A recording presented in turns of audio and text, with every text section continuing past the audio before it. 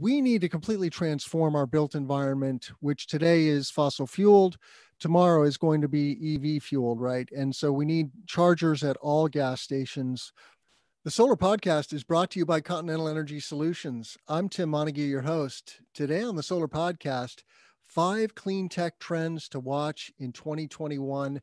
My guest today is Jake Rozmaryn, Senior Vice President with Antenna Group. Welcome to the show again, Jake. Great to be back with you, Tim. So excited to break down your crystal ball for 2021. This is going to be a wonderful conversation, many topics that our listeners will be familiar with, and probably some that might be a little off the beaten path. So let's dive right into it. The Biden administration, we now have a new administration in DC. Everybody is jumping up and down for joy, I have to say. Jake, what about you? Very excited. The political headwinds are palpable.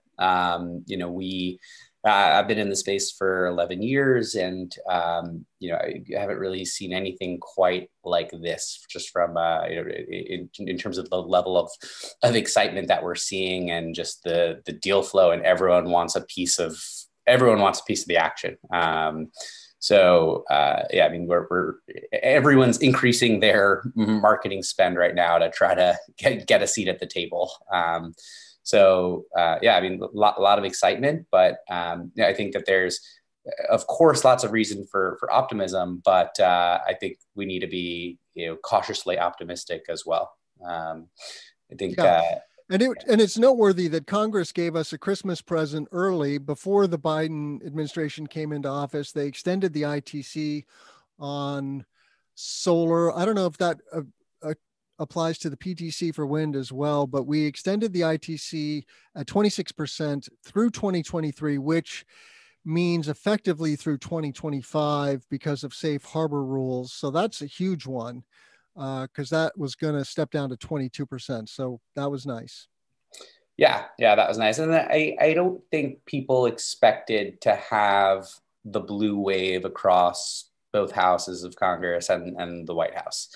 And so I personally did not. So I was surprised. But, just because there is this blue wave and the political headwinds, I don't think it's going to be a walk in the park to get everything done that we want to get done. I think there are a lot of challenges, and just looking at look at the USPS, right? You've got Biden saying, hey, we need to electrify the entire federal fleet, and this week the USPS says, hey, well, that's not going to happen in the time frame that you want it to happen, right? And there's a big infrastructure problem, I think we have a lot of solutions to that, but it's going to take a lot of hard work, a lot of coordination.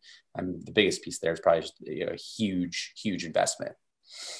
And there's some very good concrete things happening, though, right? He has appointed John Kerry to be his climate guru. I don't know what his title is exactly, but rejoining the Paris Agreement. Appointing former Michigan Governor Jennifer Granholm to the DOE. Those 3 things right there are really wonderful. And also Gina McCarthy at the EPA, right? So environmentalists are, this is a breath of major fresh air for those of us who are dyed-in-the-wool environmentalists. Now, I'm also a capitalist, and I want to see the green economy flourish. And it's there's work to be done. There's divisions to be mended, hopefully. That's one of the things I love about working in the clean tech industry, Jake, is it is generally popular across the aisle, right? Wind and solar on a case-by-case basis may get pushback from some constituents, but at large, consumers, Americans, whether they're just regular consumers, homeowners, landowners, farmers, they want clean energy. There's not a lot to argue with there. They want it to be cost effective. Okay, I don't want my power bill to go up a lot either. Here in Illinois, we have a 2% fee on our power bill to subsidize the solar industry, which is necessary to jumpstart it, because we're not like California where power is 20 cents a kWh or 24 cents. Our power is 9 cents for residents and 4 cents for industry. We have a plethora of cheap, but mostly dirty power. And let's face it, that stuff is killing us, and it's causing climate change. And okay, you don't even have to believe in climate change. Just the air pollution. There's just so much evidence, right, that we can avoid that bad. Yeah, the economic argument, that's going to have to be a key driver. And I think it's great that the pendulum has kind of swung back to the sustainability, fence. I think, for years, economics really was the key driver. But now corporates and a lot of people are making these decisions and accelerating their investment as a result, right? Because it's the sustainability case and just the understanding that this is what consumers want, and it's popular, and if you don't do it, there are greater repercussions, right, for your brand, for hiring, for your suppliers. I'm looking at RFPs right now that are the sustainability requirements that are being bolted onto these RFPs are just incredible. 100 pages of documentation about what our organization does, which we're primarily virtual and in the marketing world, and 100 pages of documentation about what we do to support sustainability. I think if everyone starts to put that kind of pressure on the supply chain, we're going to see a continued accelerated pace of adoption and interest. Yep. Well, let's talk about number 2, which is in Antenna's words, to SPAC or not to SPAC. This is an acronym that we have all started to hear a lot of starting in 2020, really, right? It wasn't a thing that you heard much about before. Special purpose acquisition company. There are these companies that are out there. They're just a shell waiting for a snail. And pretty much in this case, there's a lot of clean tech companies that are leveraging this to go public in a way that I guess is more time and cost effective. There's an efficiency here to this methodology, and it's good, bad, and ugly, right? Some are going to be successful, and some, like Nikola, are going to make a splash and then be a floating turd in the pool. That is correct. Listen, like SPACs, I think SPACs are really fun. They're great. It's a really efficient way to raise capital quickly. But I think that I think people are just going too hard. They're just going too hard with SPACs right now.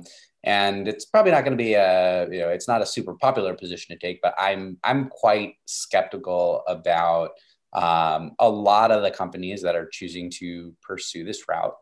I think it's, if for the right companies, it's great. But if, you can't go and pursue traditional capital sources and, a SPAC is your last resort, then that is a very scary thing, for if I'm a, CEO of a company and I'm in this position, it's a very scary proposition, right? Because, if you're backed by, some strategic VCs in the industry, that know clean tech, know energy, know, how long it takes to develop these technologies, bring them to market, commercialize them, scale manufacturing, and so on, right? There's a patience that's baked into your investment.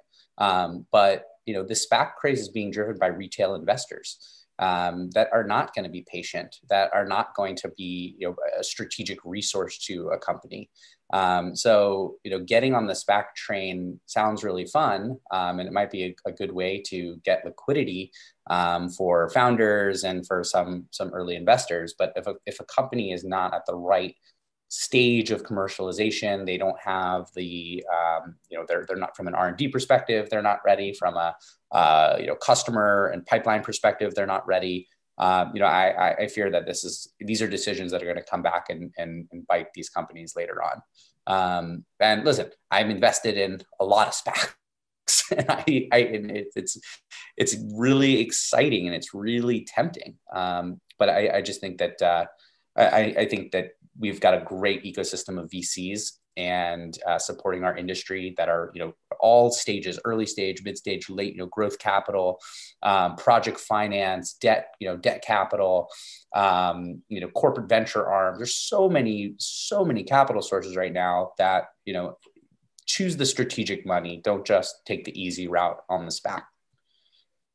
So in 2020, I became an electric vehicle owner. And so I want to shine a light on EV charging. And we have electrification of transportation is a major point in your predictions here. So this is in addition to that. But there are two companies in particular that are getting a lot of news because they're going public via SPAC. One is EVgo, which is on screen here. This is a story on The Verge about EVgo. Okay. And as you and I were talking in the pre-show, we need to completely transform our built environment, which today is fossil fueled. Tomorrow is going to be EV fueled, right? And so we need chargers at all gas stations, for example. Switchback Energy is the other one that grabbed my attention. They are going public via SPAC. SBE is the stock, but ChargePoint. So when you're an EV owner, ChargePoint is a thing, and we're grateful for these networks and for these entrepreneurs who are building these networks. I bought a Tesla because of the supercharger network and because I'm a Tesla investor, and that made me be able to afford to buy a Tesla because Tesla was on such a tear last year with their meteoric stock price rise.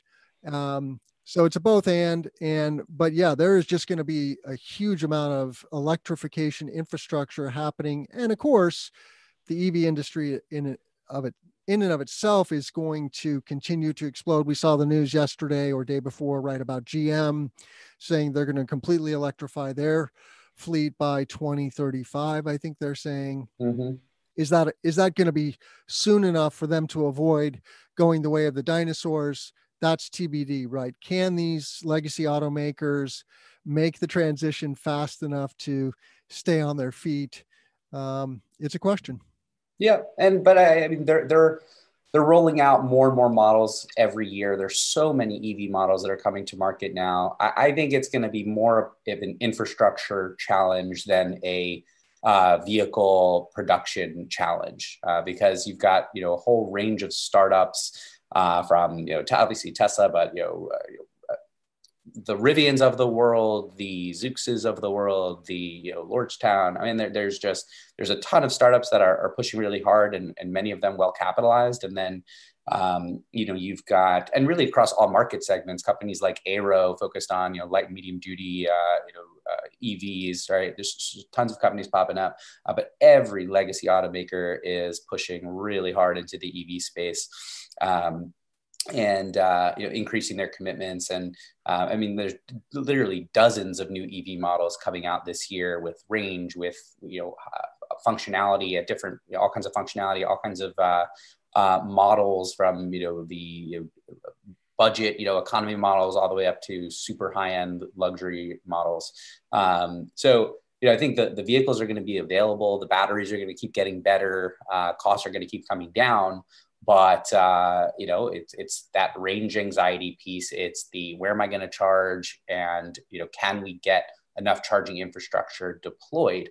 That's one of the reasons why, we're doing so much work now in the EV charging infrastructure space. And there are a variety of companies that I really, really like because they've thought through this problem in terms of the EV infrastructure upgrades that are going to be needed, and how do we get around it, right? So, companies like Chakra Tech or FreeWire or EVgo, who's just up on the screen, that are thinking through, okay, well, if we have to wait, 2 years to get approvals to upgrade grid infrastructure for this fast charger, right? We're not going to hit the milestones that we want to hit. So, doing things like coupling chargers with energy storage so that they can bypass the grid infrastructure upgrades that are taking a huge amount of time and cost in order to deploy fast chargers at greater scale, greater speed.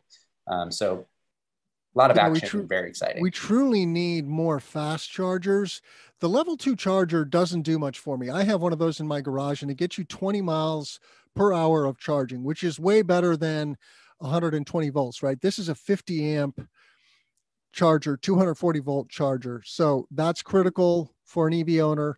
But when you're out and about traveling, you want supercharging, right? I can charge 150 miles of range in 15 minutes at a Tesla supercharger. That's the kind of range you want to be able to grab onto when you're going, say, for a 6-hour drive. And while the Tesla network is robust, it's not perfect. It's far from perfect. And I'm planning a trip to the UP, for example, the Upper Peninsula of Michigan. It's a 9-hour drive. And I was just looking at the charger infrastructure between here and there. And I'm going, I might be taking the RV with my ICE engine, because otherwise I'm going to have to spend a night at a hotel, find a level 2 and spend the night, because it takes 8 hours to charge my car from a level 2 charger. Yeah, it's a challenge. I think it's going to take some time for people to become, two EV car homes. It's gonna take some time for people to be able to take that leap. But my next car is definitely going to be an EV. And I'm waiting for me. It's very much about range. Range is my big concern, and I'm waiting for that 400 or 500 mile battery where I'm not going to have to think about it much. Yeah, I have a deposit on a Cybertruck. They're talking about 600 miles, I think, of range with the Cybertruck. I have a long range Model Y, and that's at face value 315 miles. But guess what, folks? You do not get 315 miles of range. You get more like 220 in the Illinois winter. And it has to do with how I drive also. I have a lead foot. I admit it. That's one of the reasons I'm attracted to Tesla. It's a high performance vehicle. But the computer knows how I drive, Jake. It knows full well how I drive, and it knows the weather, and it knows where I'm going, and it should tell me the truth. So that's my smackdown for Tesla. I'm a Tesla bull, but they need to tell the truth to the drivers, because I don't think mainstream consumers are going to put up with this baloney. I really don't. Yeah. I am sort of willing, but it's very hard to trip plan when you don't know, is it 300 or is it 200? Because that's a big difference. They're a software patch away from 80 extra miles. Yeah. Yeah. I mean, I would love to be able to get 300. I mean, I used to get 450 out of my ICE engine. I had a Camry, right? That was the range of a tank of gas. And so that's kind of what consumers want, 400-ish. And there's plenty of EVs that have shorter range, and that's fine for the daily commute, right? I get it. Most daily commutes are quite short. You need 40 miles of range or something. And as long as you can plug in at home or at work, and I can go to Chicago and plug in at work, and that's great, and that works. And there's plenty of superchargers between here and Chicago. It's when I'm going further afield that I start to get nervous. And for now it's working out, but I'm constructively critical. So, Mr. Musk, I hope you're listening. Let's move on, Jake. We have so many good stories here. VPPs will sort of go mainstream. What do you mean, sort of? Sort of, in that we're going to just see a ridiculous number of pilot projects and first deployments in the virtual power plant space. And things that are bundled under virtual power plants are like the proliferation of DERs that are going to participate in these projects is just growing exponentially. So, people think solar storage, but we're talking thermostats, all kinds of, HVAC systems, heat pumps.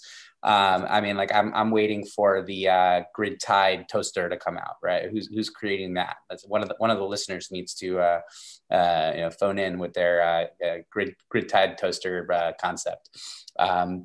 I don't understand the analogy. What do you mean grid tied toaster? just because every device is now, getting coupled with every device as they become smart and connected, they're just getting bundled under these, smart energy. Okay, so you Projects. mean more like a smart toaster that has a battery in it? Yeah, we're gonna couple the toasters with some lithium-ion batteries, turn it into a toast. We're gonna toast our bread at off-peak hours, and that's what it's starting to feel like, right? Like we see so many companies, moving into the DR space with solutions that historically you wouldn't have thought of these devices as DR assets.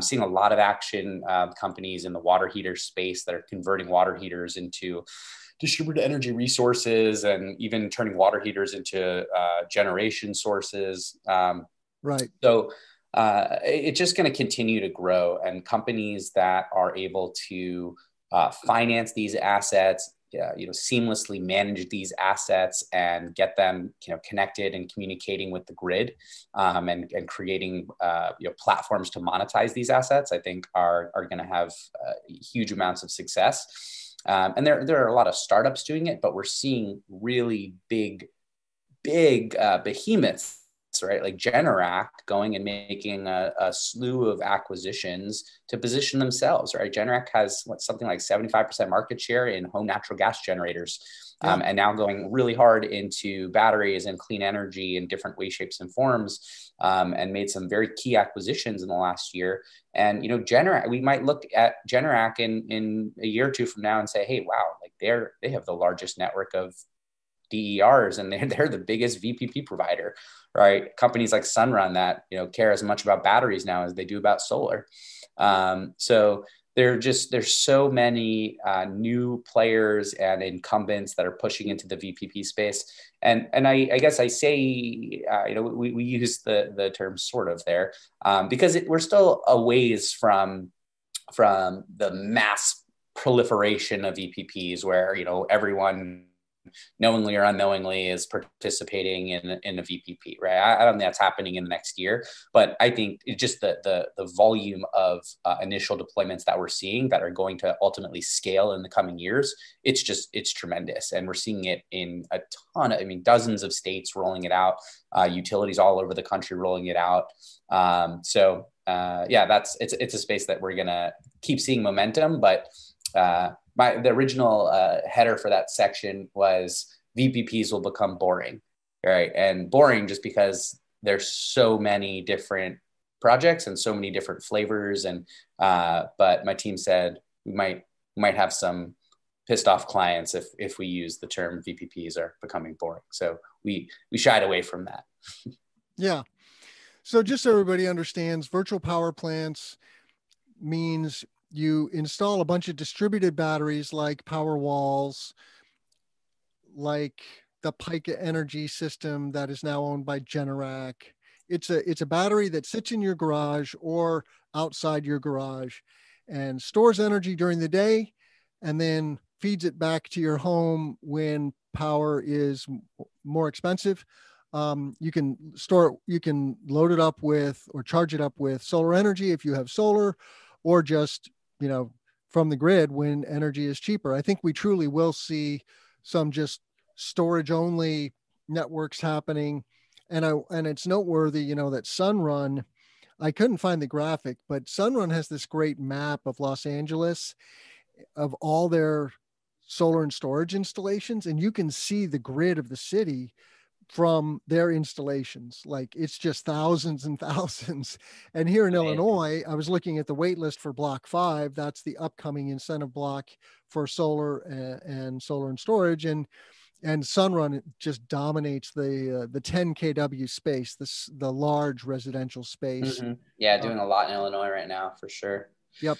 And there's so many. Swell Energy, they just raised $450 million for to deploy more battery systems, they're gonna. I think they're gonna have a lot of success. Focusing right now in California and have projects coming out in other markets as well. It's exciting, but there's definitely more emphasis on solar and storage, but there are, kind of going back to what I mentioned earlier, like there's so many different types of assets that are getting bundled under VPPs now that can provide that DR function and monetize as part of the as part of the VPP mix. Yeah, that article mentions grid rewards pilot program.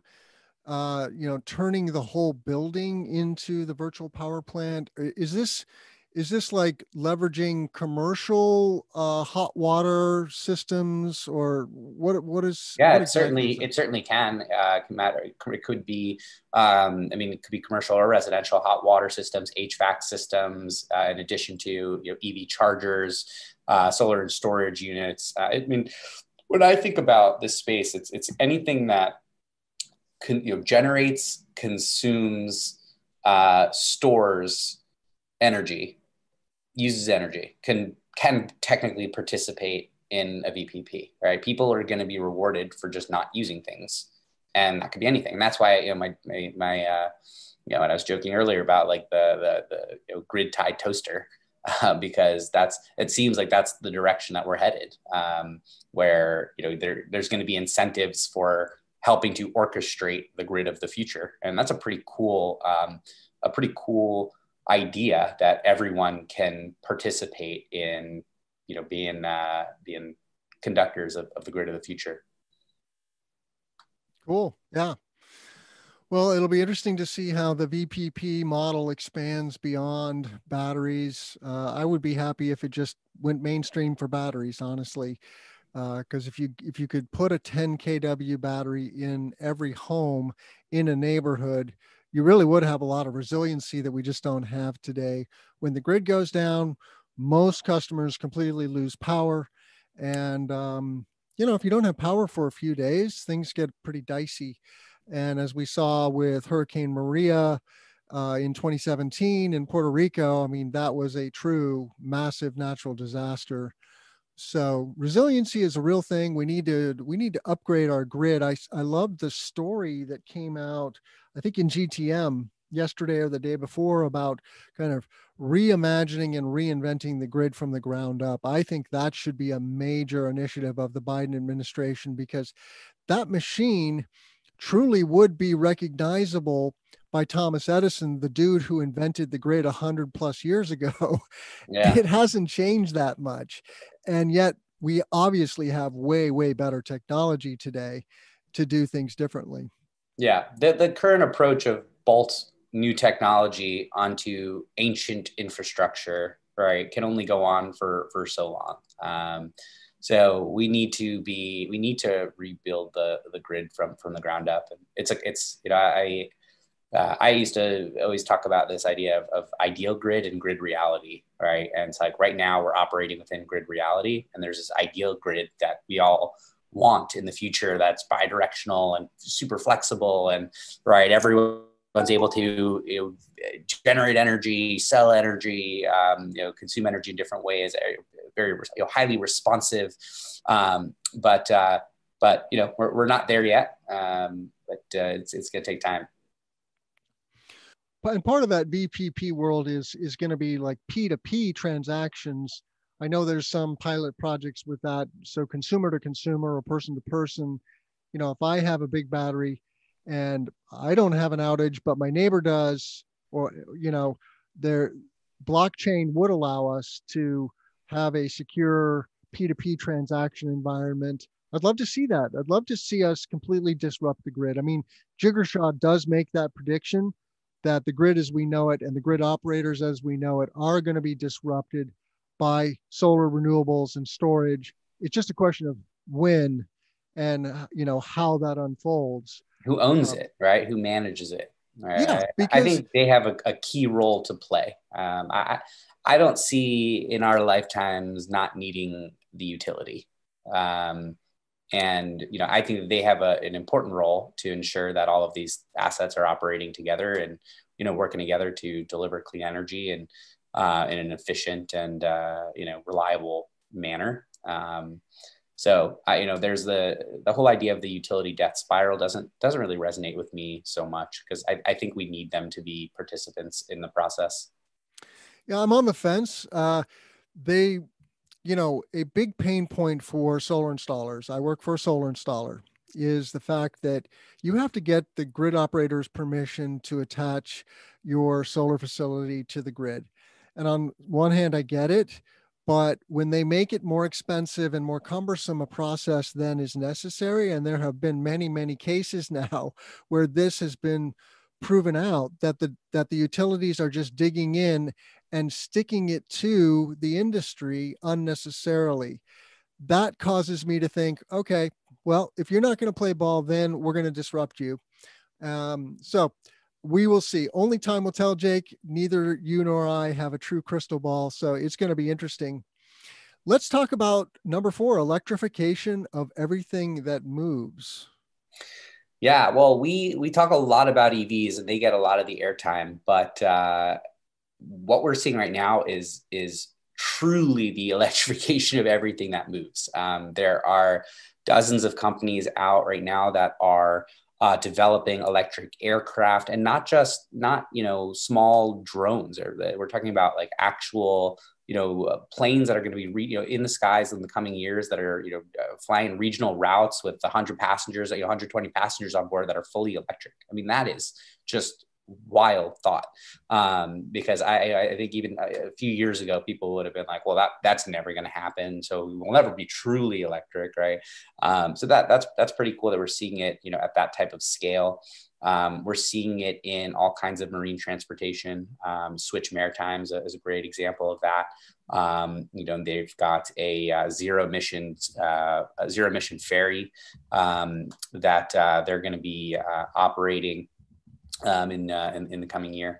And you're seeing it with forklifts. You're seeing it with, obviously buses are on the ground. They put them in the EV bucket. But you're seeing it with forklifts. You're seeing it with tractors. You're seeing it with all kinds of drones. Now e-robots, right, are coming out. All the robots are going to be electric.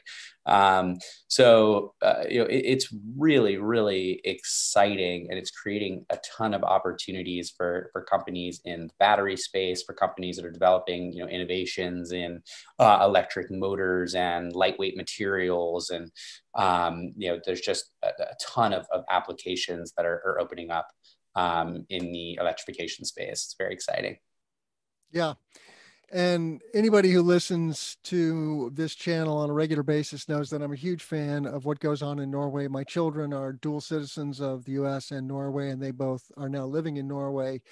But Norway has put a stake in the ground and said they're going to electrify their regional airplane fleet. So this is today a fleet of regional jets running on internal combustion engine fossil fuel jets, right? They're gonna change this to running on batteries and electric motors. And Elon Musk has admitted in recent interviews that for regional jets, he thinks electric airplanes will be a thing in the near term. And Norway's trying to completely electrify their fleet of aircraft by 2040.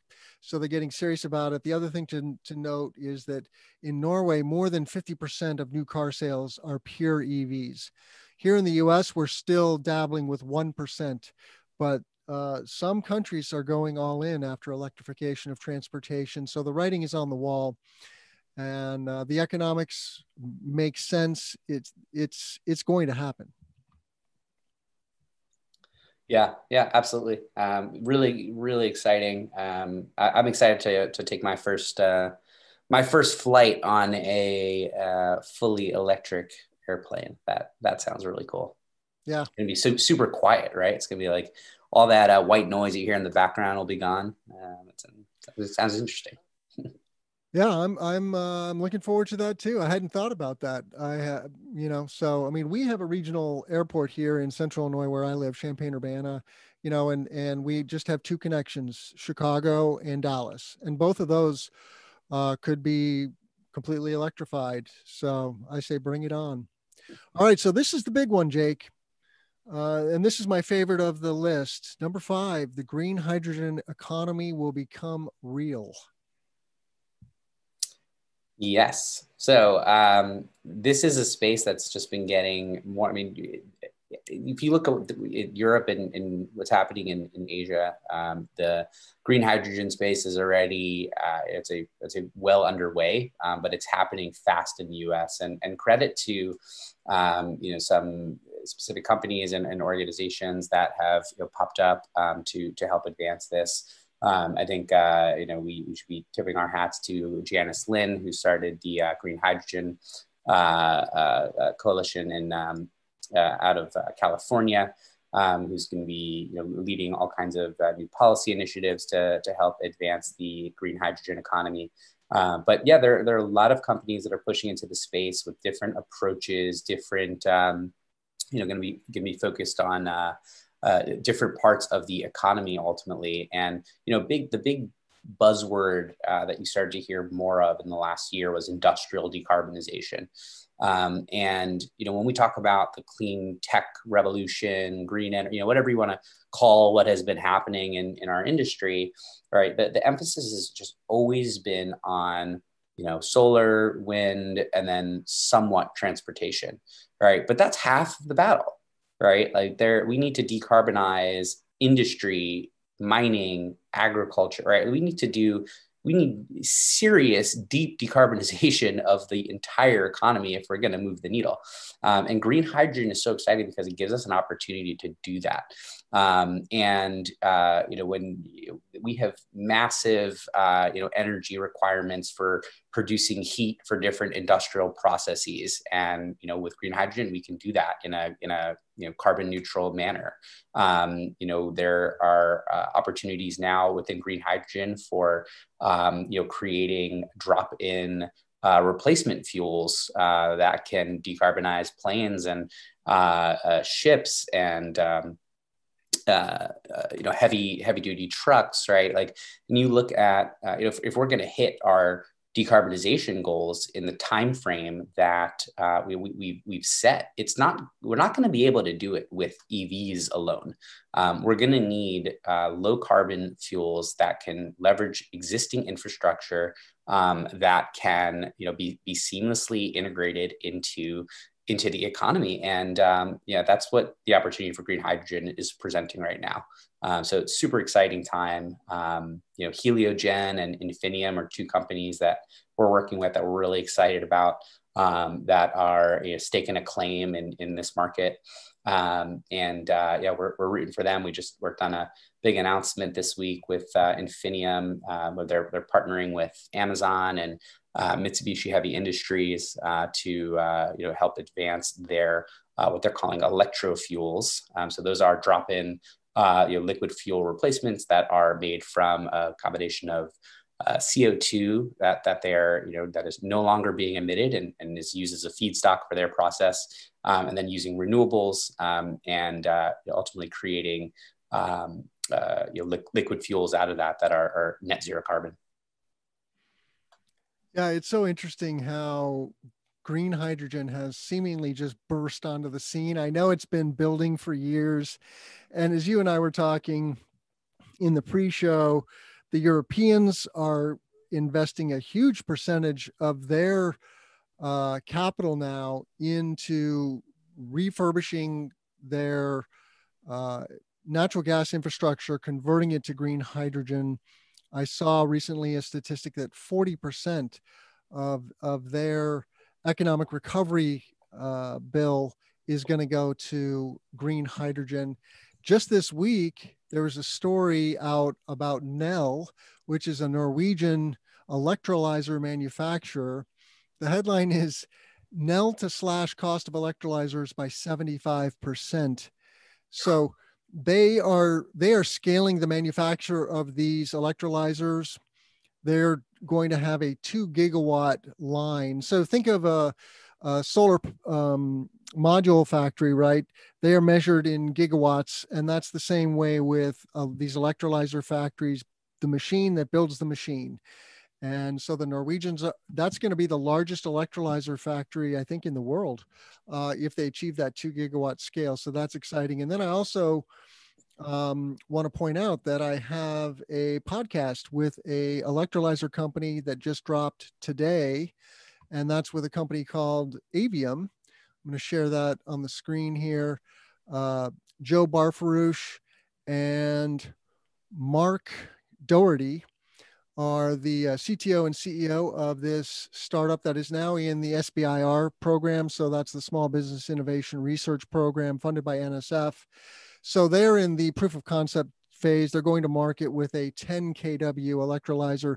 Their technology, Jake, the key here is that they're going after common earth element electrolyzer technology. So using iron and nickel instead of platinum in the electrolyzer. So that theoretically brings down the cost of the technology tremendously, right? Because you can imagine platinum is a rare earth metal, and there's other rare earth metals that are used in traditional, what they call PEM, I think, technologies. But I think we're going to see an explosion now of hydrogen. It's just a shame that Nikola kind of rained on that parade by being a little too much smoke and mirrors. And you know, as many people have recently said to me, fuel cells have been the next greatest thing for 20 years. You know, a fuel cell takes hydrogen in and electricity out. I mean, there's other fuel sources you can use methane in a fuel cell too, I think, but hydrogen theoretically can be generated from clean power and water, right? Take solar and wind energy and make clean hydrogen. We already have a gray hydrogen market. They're making hydrogen from methane by splitting natural gas. And so it's just cool how these tipping points happen. And it's very hard to know, like, you could not have predicted, I don't think, in 2018, right, that 2021 was going to be the year of green hydrogen. I'm now saying the 2020s are going to be the decade of hydrogen and storage. You know, the other thing that these guys from Avium pointed out is that we need 20,000 terawatt hours of long-term storage. That is just 20.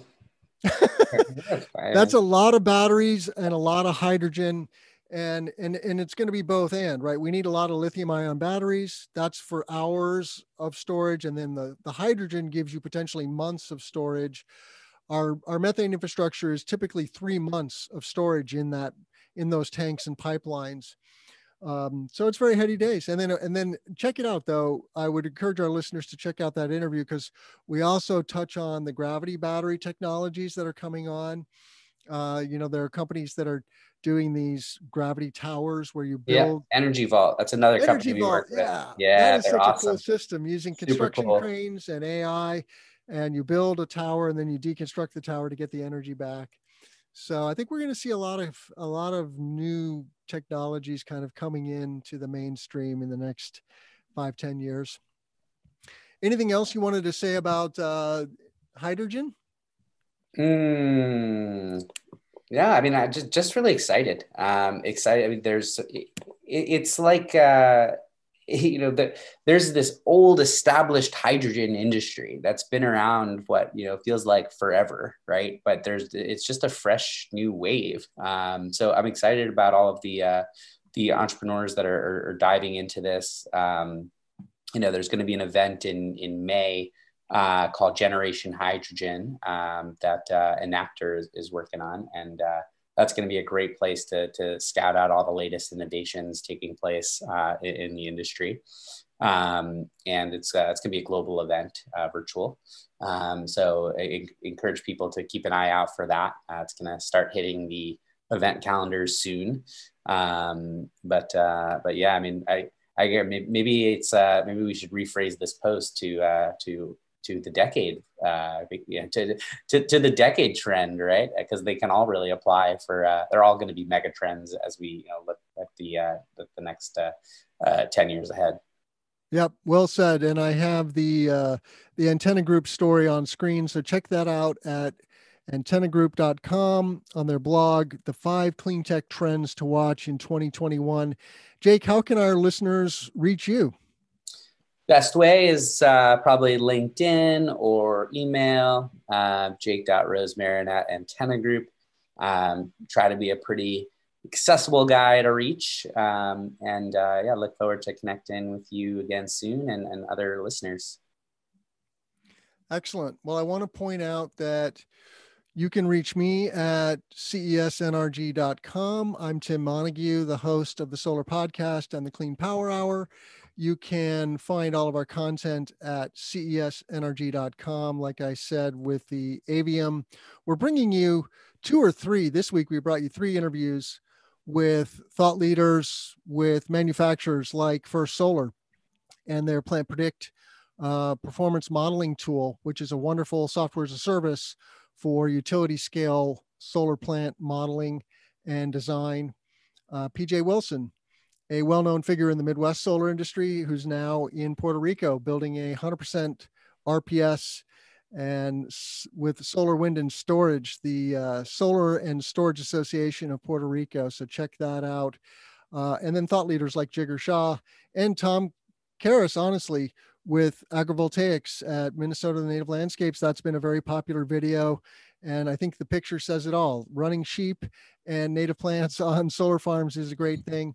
And Jigar and I break down the $1 trillion wealth creation opportunity, which of course, Jake and I have addressed here on the show today. So really appreciate your time and you coming back on the show, Jake. My pleasure. It's very heady days. It's just such a relief to have the administration in Washington at our back instead of the Trump administration really didn't dramatically slow things down. They just didn't help things a lot. The whole approach seemed to be, well, let's attack China, with tariffs, and all of the entrepreneurs and savvy business people I know really didn't like that. They didn't think that that was a modern, effective approach. It is such a global economy now, Jake. It's like, we're all in this together. I love what's going on in China.